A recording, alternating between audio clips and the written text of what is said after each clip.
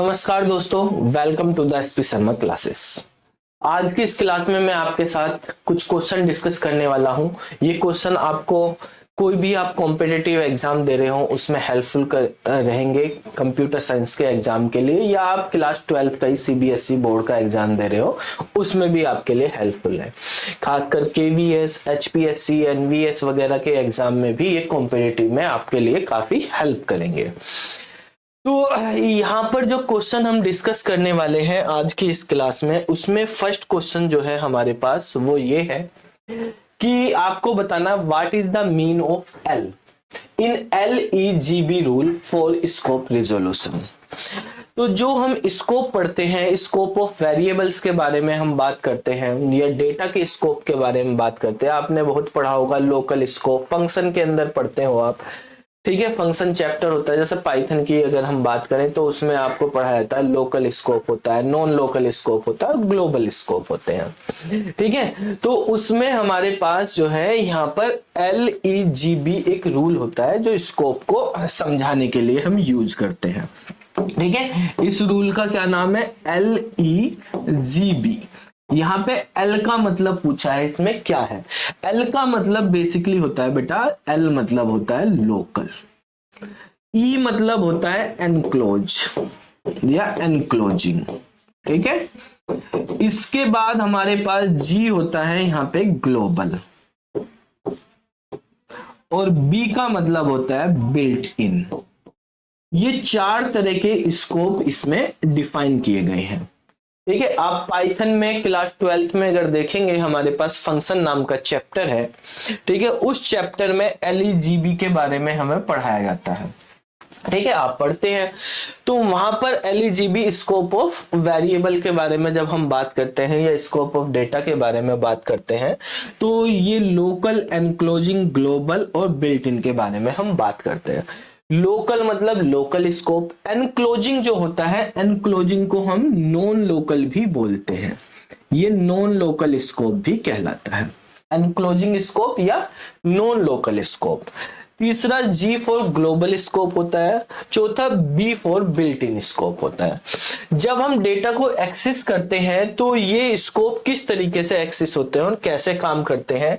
तो अगर हमारे पास कोई वेरिएबल लोकल स्कोप में, तो लोकल मतलब जिस एरिया में है, जो हमारे पास इंडेंट या अगर दूसरी प्रोग्रामिंग में जाते हैं तो कर्ली ब्रेसेस होते हैं, पाइथन में इंडेंट होते हैं, तो उनके अंदर ही हमारे पास उसका एक्सेस होगा। इस लोकल के ऊपर वाला स्कोप जो होता है वो एनक्लोजिंग या नॉन लोकल स्कोप कहलाता है।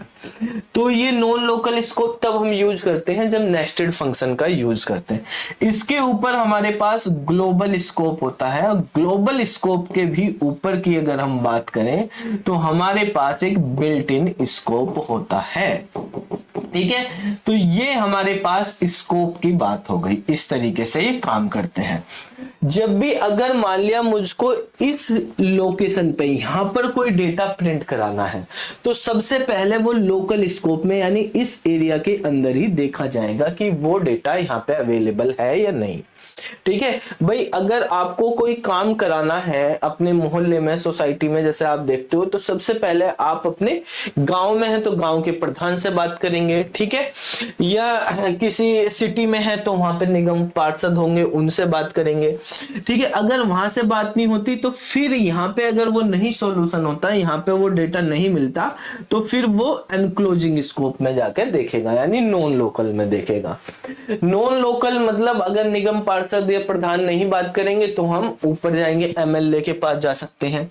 अगर वहां से बात भी नहीं होगी तो हम और ऊपर जाएंगे, यानी हम MP के पास जा सकते हैं। वहां से भी नहीं हो रही तो बात हम CM के पास तक जा सकते हैं।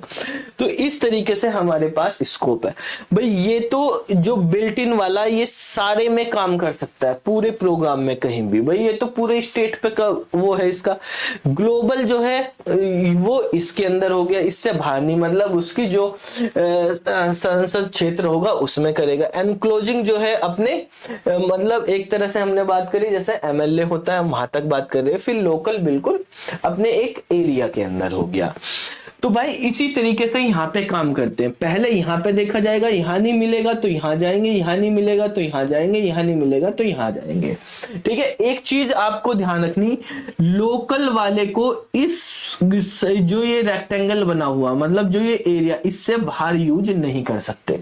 मतलब निगम पार्षद जो है, मान लिया एक एरिया का निगम पार्षद है मुखर्जी नगर का, तो वो जाके कहने लगे कि भाई मैं द्वारका में जाके काम कर दूंगा, तो ऐसा तो होगा नहीं, द्वारका का दूसरा है, लेकिन सीएम है वो कर सकता है वहां पे भी।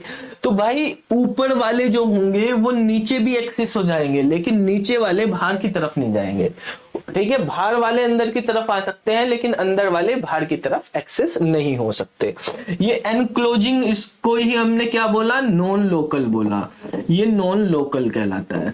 तो अब आपको देखो, आपने लोकल और ग्लोबल तो बहुत पढ़ा होगा। ये बिल्ट इन क्या होता है? बिल्ट इन होता है जब आप कोई पैकेज इंपोर्ट करते हैं, कोई मॉड्यूल इंपोर्ट करते हैं। जैसे भाई आपने यहाँ पे इंपोर्ट कर लिया कि इंपोर्ट मैथ नाम का कोई module, math M as M कर लिया आपने। तो अब मैथ के अंदर जैसे पाई होता है, ठीक है, तो पाई को आप एक्सेस करना चाह रहे, तो वो पाई ना तो ग्लोबल में आपने लिख रखा, ना एनक्लोजिंग में, ना लोकल में। आप यहाँ पे प्रिंट कराना चाहते हो, यहाँ पे एक स्टेटमेंट लिखा आपने कि प्रिंट कर दे हमारे पास m.पाई, तो क्या वो प्रिंट होगा या नहीं होगा? होगा। वो पाई जो है ना तो लोकल में लिखा हुआ, ना नॉन लोकल में लिखा हुआ, ना ग्लोबल में लिखा हुआ, वो कहाँ है? बिल्ट इन में, मैथ नाम के मॉड्यूल में है, तो वहां से उठा लिया उसने। ठीक है, तो भाई इस तरीके से जो हमारे पास मॉड्यूल इंपोर्ट करते हैं वो बिल्ट इन के अंदर आएंगे। ठीक है, ग्लोबल के अंदर मतलब जो पूरे प्रोग्राम में वहां पे एक्सेस हो सकता है उसके अंदर हो जाएगा। नॉन लोकल हमारे पास इस फंक्शन से बाहर होगा, लेकिन ग्लोबल के अंदर होगा। एक फंक्शन के लिए लोकल और इनर फंक्शन के लिए जो है वो नॉन लोकल हो जाता है। तो ये इस तरीके से काम करते हैं। तो यहाँ पे एल की फुल फॉर्म पूछी गई है हमसे, तो एल की फुल फॉर्म यहाँ पे क्या होगी बेटा? लोकल होगी एन की फुल फॉर्म हमारे पास। ठीक है, तो ए वाला आंसर आएगा। रेगुलरली पढ़ना, चाहे आप डेली 10 क्वेश्चन ही करो, लेकिन करने जरूर है, कोई दिन स्किप नहीं करना है। ठीक है, पढ़ना जरूर है, डेली पढ़ना। आप को पढ़ने में इधर उधर अपना दिमाग नहीं लगाना, बस पढ़ने में दिमाग लगाना है। आपका केवीएस का पेपर कभी भी आ सकता है, 12th वालों के अभी पेपर होने वाले हैं, केवीएस की नोटिफिकेशन आ जाती है, वो 1 महीने से ज्यादा टाइम नहीं देते। ठीक है, 1-1.5 महीने के अंदर ही आपका पेपर करवा देते हैं। तो भाई अपनी तैयारी पूरी तरीके से प्रिपेयर रखो अपने आप को। ठीक है, आप ये ध्यान रखो। देखो, जैसे आपने देखा होगा, अगर हम बात करें एक शेर की, तो शेर की जो दौड़ने की स्पीड होती है वो लगभग 58 किलोमीटर पर आवर की स्पीड से दौड़ता है। लेकिन हिरन की अगर बात करें तो हिरन 90 किलोमीटर पर घंटे की स्पीड से दौड़ सकता है। तो यानी जो हमारे पास हिरन है उसकी स्पीड शेर से लगभग 1.5 गुना होती है, लेकिन शेर जो है हिरन को पकड़ लेता है। क्यों पकड़ लेता है? क्या कारण है भाई? वो जब तेज दौड़ सकता है, शेर की स्पीड तो कम है, क्योंकि हिरन के अंदर डर रहता है। हिरन को अपने आप पे विश्वास नहीं होता है। ठीक है, हिरन अपने आप को कमजोर समझता है, वो बार बार पीछे मुड़कर देखता रहता है कि हाँ भाई, जैसे भाग रहा है, पीछे शेर भाग रहा है, तो हिरन बार बार पीछे को मुड़ के देखेगा, घबराता रहेगा। ठीक है, तो जैसे ही पीछे मुड़ेगा, घबराहट रहेगी, अपने आप को शेर से कमजोर समझेगा, तो उसकी स्पीड स्लो हो जाती है, वहीं पे रुक जाता है। ठीक है, तो भाई आपको पीछे नहीं मुड़ना है। ठीक है, जो हो गया वो हो गया, पीछे मुड़ के देखना, अपने टारगेट पे फोकस रखना है बस, कि मुझे क्या अचीव करना है, मेरा टारगेट क्या है, बस आगे की तरफ देखो। ठीक है, पीछे की तरफ आपको नहीं देखना है। तो आप अगर आगे की तरफ देख के दौड़े जाओगे तो शेर भी आपको नहीं पकड़ पाएगा। ठीक है, तो आप शेर से भी पावरफुल बन जाओगे भाई।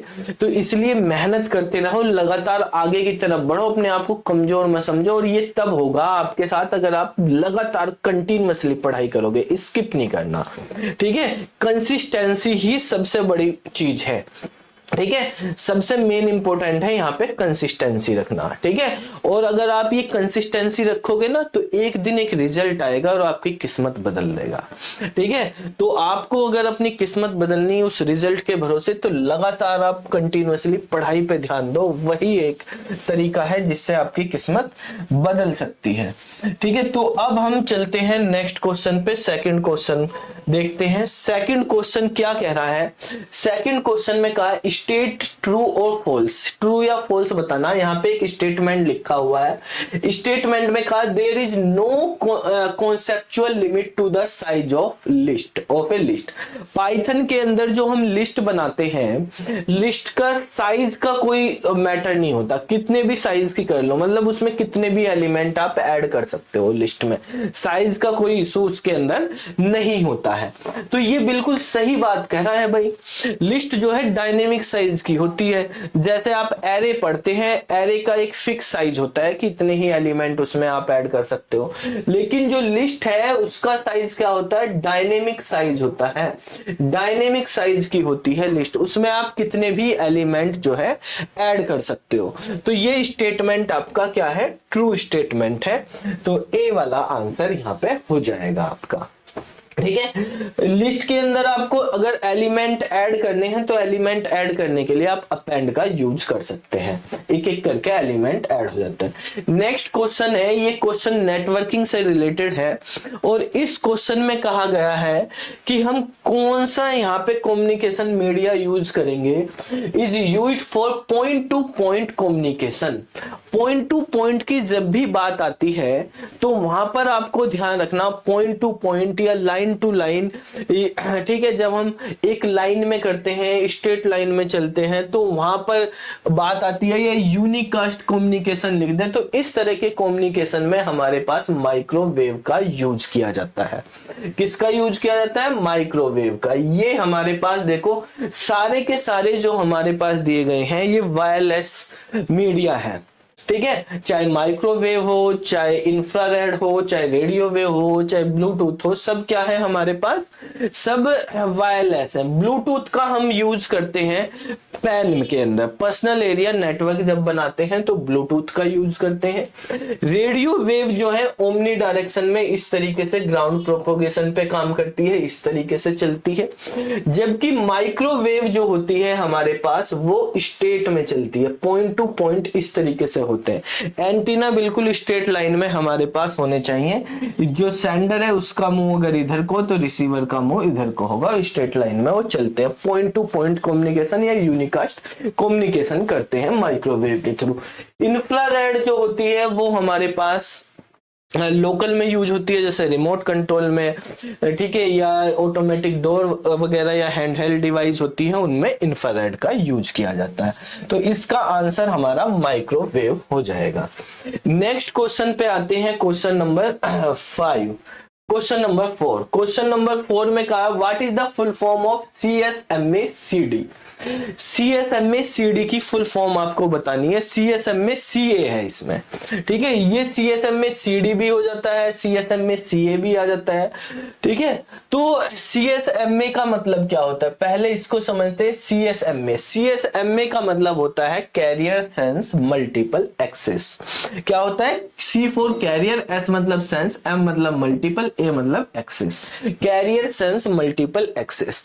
और CA का मतलब होता है कोलिजन अवॉइडेंस। क्या होगा? Collision avoidance. और CD होता अगर वहां पे तो कोलिजन डिटेक्शन हो जाता। तो ऑप्शन जो है बी वाले में लिखा हुआ है carrier sense multiple access collision avoidance. ये क्या होता है? कैरियर सेंस का मतलब कैरियर होता है जिसके थ्रू हमारा डेटा ट्रेवल करता है। जैसे आप साइकिल पे आपने देखा होगा पीछे की तरफ कैरियर लगा होता है, ठीक है, या किसी आपने ट्रक पे देखा होगा उसमें लिखा होता है गुड्स कैरियर, ठीक है, या बस पे लिखा होगा पब्लिक कैरियर। ठीक है, तो कैरियर मतलब जिसके थ्रू हमारे पास डेटा या कोई भी सामान, जैसे ट्रक में सामान लेके जाते हैं, और ऐसे ही अगर नेटवर्किंग में बात करें तो डेटा की बात होती है। तो जब हम डेटा एक जगह से दूसरी जगह ले जा रहे हैं तो जिस मीडियम के थ्रू जा रहा है उसको हमने क्या बोला? कैरियर बोला, चाहे वो वायरलेस हो चाहे कोई वायर हो।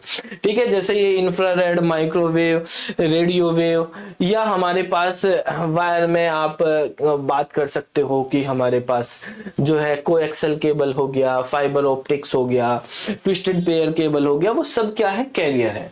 तो कैरियर सेंस मल्टीपल एक्सिस का मतलब क्या होता है, इसमें ये एक ऐसा तरीका है कि डेटा को भेजने से पहले हम देखेंगे कि हमारा जो मीडिया है या मीडियम है वो फ्री है या नहीं।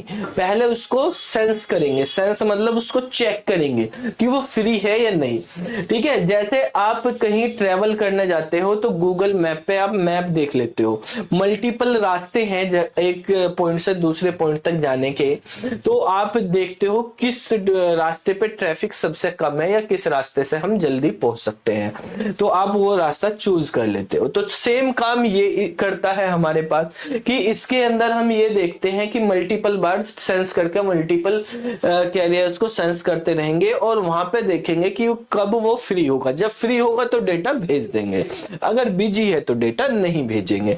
उससे क्या होगा, कोलिजन मतलब होता है एक तरह से ट्रैफिक जाम हो जाना।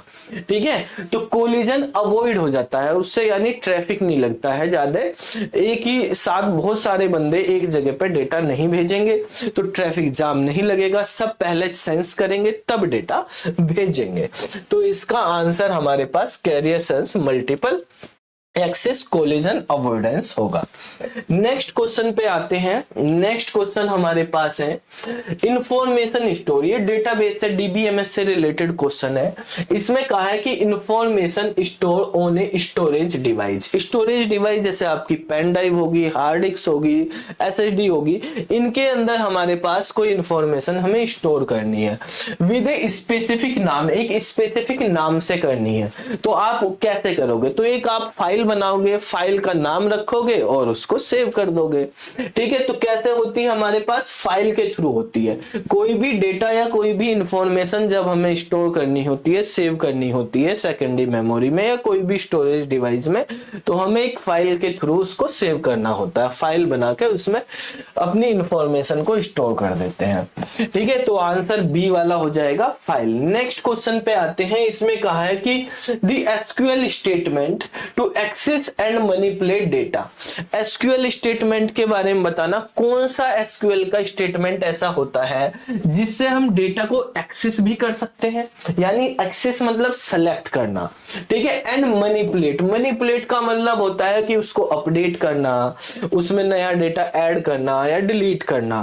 ठीक है, तो ये सब काम कर सकते हैं इन एन एग्जिस्टिंग टेबल, किसी एग्जिस्टिंग टेबल में जो पहले से ही बनी हुई है।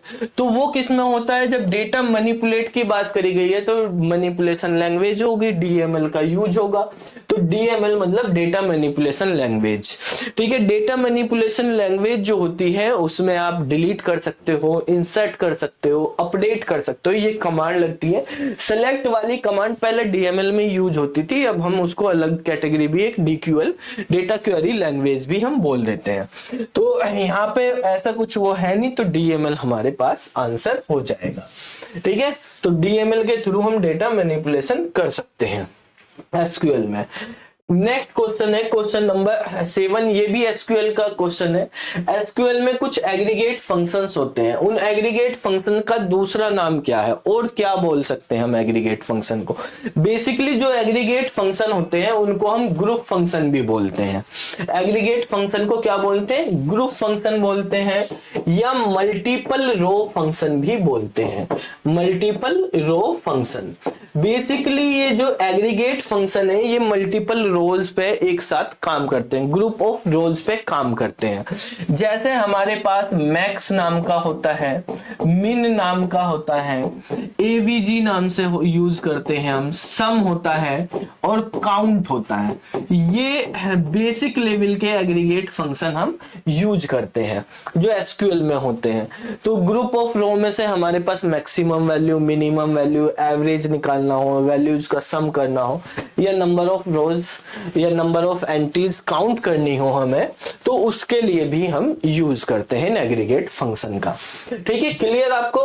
इनको क्या क्या बोलते हैं? ग्रुप फंक्शन, एग्रीगेट फंक्शन या मल्टीपल रो फंक्शन बोलते हैं। नेक्स्ट क्वेश्चन नंबर 8 है, ये हमारे पास बेसिकली वेरिएबल से रिलेटेड है। जब आप वेरिएबल के नाम लिखते हो, ठीक है, कोई सी भी प्रोग्रामिंग आप यूज कर लो, सभी के लिए कॉमन है। ठीक है, तो वेरिएबल का नाम लिखते हुए बेसिकली हम यहाँ पाइथन पे बात कर रहे हैं। वैसे पाइथन प्रोग्राम में आप वेरिएबल का नाम लिखते हो, वेरिएबल को डिफाइन करते हो, तो ये कुछ नाम लिखे हैं, इनमें से कुछ गलत है, कुछ सही है। तो आपको बताना है find those identifier which can not be use, यानी कौन से गलत है, कौन से हम यूज नहीं कर सकते। देखो पहले वाले ऑप्शन में यहाँ पे दिया है ए में प्राइस इनटू क्वांटिटी, तो प्राइस इनटू QTY जो है एक एक्सप्रेशन बन गया, ये वेरिएबल नहीं है, कैलकुलेशन हो रही, प्राइस और क्वांटिटी की मल्टीप्लिकेशन हो रही है यहाँ पे, तो ये हम यूज नहीं कर सकते। ये राइट साइड में यूज हो सकता है, ठीक है भाई, लेकिन लेफ्ट साइड में यूज नहीं होगा। ठीक है, यानी एक वेरिएबल या आइडेंटिफायर नहीं बन सकता प्राइस इनटू क्वांटिटी। क्लास है यहाँ पे, क्लास, तो क्लास एक कीवर्ड है, पहले से प्री डिफाइंड कीवर्ड है, क्लास बनाने के लिए यूज करा जाता है जब हम ऑब्जेक्ट ओरिएंटेड प्रोग्रामिंग पढ़ते हैं। पाइथन में भी सेम क्लास नाम का वेरिएबल होता है, तो ये भी हम यूज नहीं करते। क्लास नाम का कीवर्ड होता है यहाँ पे भी, तो इसको भी हम यूज नहीं करेंगे। ठीक है, इसके बाद क्योंकि कीवर्ड जो है वो एज आइडेंटिफायर यूज नहीं हो सकते, आइडेंटिफायर में ऐसे कोई स्पेशल सिंबल्स नहीं आ सकते, आइडेंटिफायर में स्पेस नहीं आ सकते। ठीक है, अब हम यहाँ पे फोर की बात करते हैं, तो फोर कीवर्ड होता है, लेकिन वो फोर जो है, जो फोर लूप वाला, उसमें एफ स्मॉल लेटर में होता है, लेकिन यहाँ पे एफ कैपिटल है, तो एफ कैपिटल वाला तो हमारे पास चल जाएगा।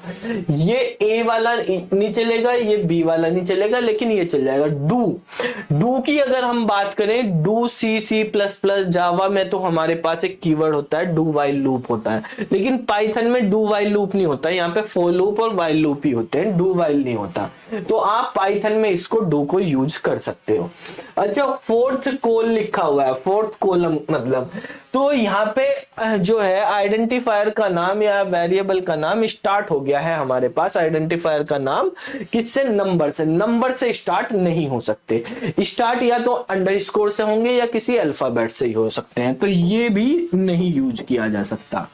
ठीक है, गलत है ये टोटली, इसमें तो कोई प्रॉब्लम ही नहीं है, ये तो बिल्कुल सही है, सारे अल्फाबेट एक साथ लिखे हैं तो ये सही है।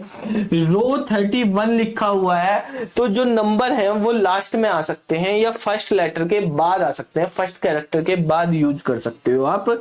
ठीक है, तो उसमें कोई प्रॉब्लम नहीं है, ये भी सही है। अच्छा, अंडरस्कोर अमाउंट लिखा हुआ है, अंडरस्कोर से स्टार्ट हो सकता है नाम हमारे पास, तो ये भी सही है। ठीक है, तो कौन कौन से गलत हो गए? ए, बी और ई वाला हमारे पास गलत है यहाँ पर। ठीक है, तो इसने यही पूछा कौन सा हम यूज नहीं कर सकते थे, तो ए, बी और ई को यूज नहीं कर सकते हैं। ठीक है, क्वेश्चन नंबर 9 पे आते हैं। क्वेश्चन नंबर 9 में कहा है, what is the best way to represent attribute in a large database. अगर बहुत बड़ा एक डेटाबेस बना हुआ है तो उसमें एट्रीब्यूट यानी कॉलम को रिप्रेजेंट करना।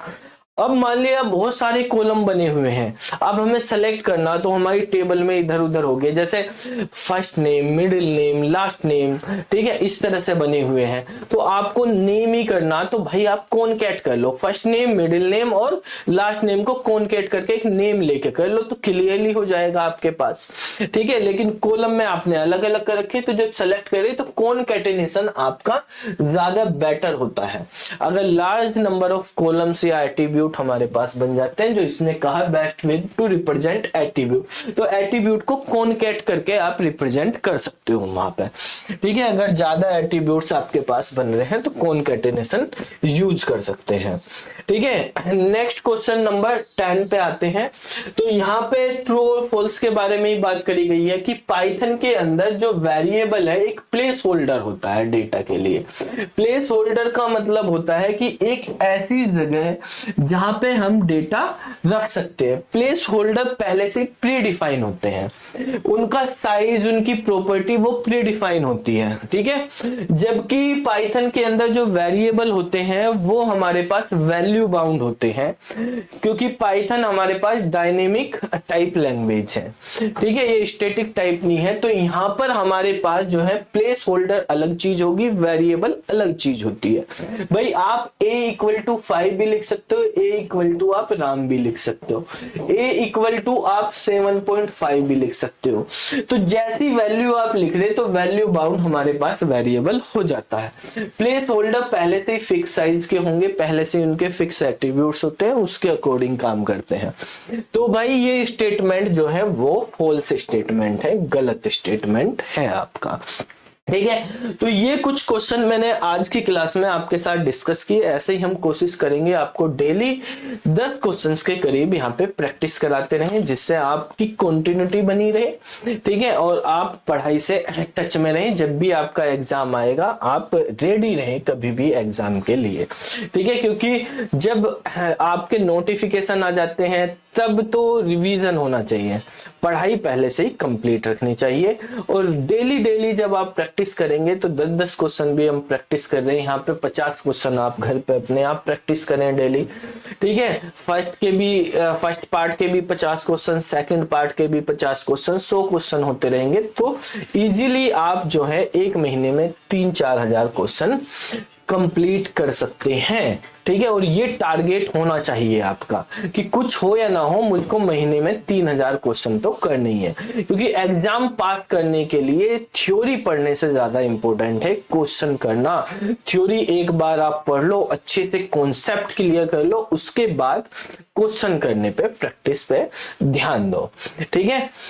तो वो भी आपके लिए बहुत ज्यादा जरूरी है, ठीक है, लेकिन कॉन्सेप्ट आपके क्लियर होने चाहिए, ठीक है, अच्छे से। अगर जैसे अभी हमने LEGB रूल आपको पढ़ाया, आपको LEGB रूल के बारे में लोकल, ग्लोबल, ठीक है, या नॉन लोकल या बिल्ट इन स्कोप के बारे में ही नहीं पता है, तो फिर आप क्वेश्चन को बस रटोगे। तो डिटेल में आपको कॉन्सेप्ट तो क्लियर होने चाहिए बिल्कुल, ठीक है। तो फिर मिलते हैं अगली वीडियो में, तब तक के लिए जय हिंद, जय भारत।